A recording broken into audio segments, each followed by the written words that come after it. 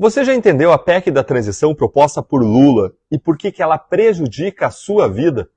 Você entendeu como que essa PEC descumpre a promessa de Lula feita em campanha de manter a responsabilidade fiscal e por que essa promessa era tão importante?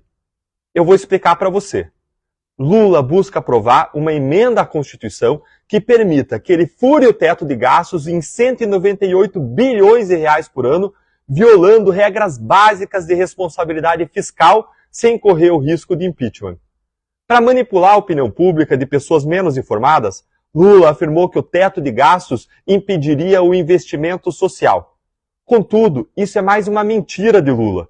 O teto é apenas uma limitação para que o governo não gaste mais do que ele arrecada. Toda pessoa que gerencia um orçamento familiar ou empresarial sabe o que acontece quando sistematicamente se gasta mais do que se recebe. O desastre virá, mais cedo ou mais tarde. A aprovação da PEC, permitindo um gasto irresponsável maior do que a receita, retira o risco de impeachment, mas não inventa o dinheiro necessário para os gastos. O problema, muito mais do que jurídico, é econômico. A questão é, de onde que virão os recursos? O modo de criar recursos que está nas mãos do presidente é o aumento da dívida do Brasil, da dívida pública. Contudo, essa solução não funciona quando as contas não comportam mais endividamento. O volume da dívida brasileira é hoje de cerca de 77% do PIB, de toda a riqueza produzida no país, o que é bastante alto em comparação com outros países emergentes. Por conta da PEC da transição de Lula, que promete um impacto de 800 bilhões mais juros ao longo de 4 anos, economistas têm projetado um crescimento significativo da dívida pública, de cerca de 10 a 20 pontos até o final do novo governo. O orçamento do governo é como o orçamento de uma família ou de uma empresa.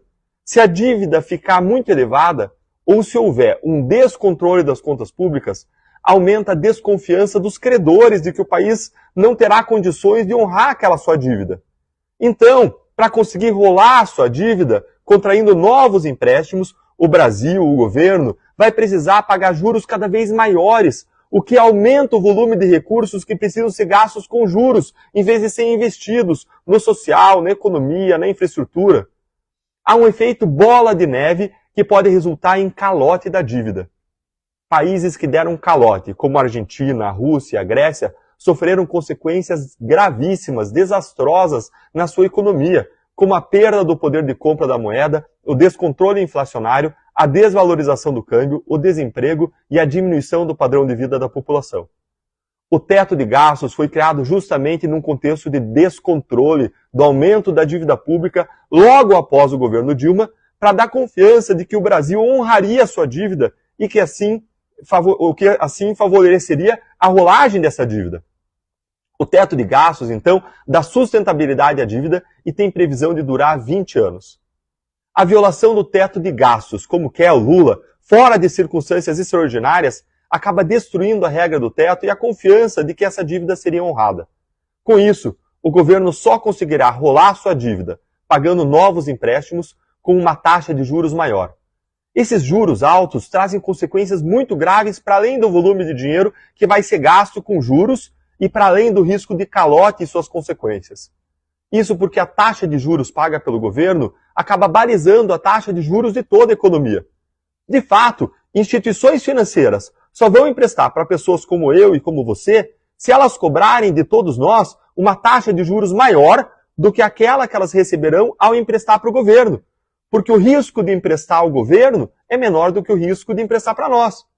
Assim, se os juros da dívida pública subirem, os juros que o governo paga subirem, também vão subir os juros que as instituições financeiras vão cobrar de nós todos, empreendedores, agricultores, industriais e consumidores.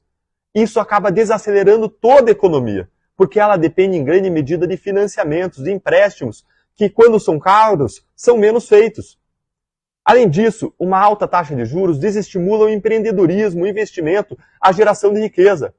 Muitas pessoas vão preferir comprar títulos públicos do governo, emprestar dinheiro para o governo que vai render altos juros, do que investir em empreendimentos econômicos que exigem tempo, energia e implicam riscos.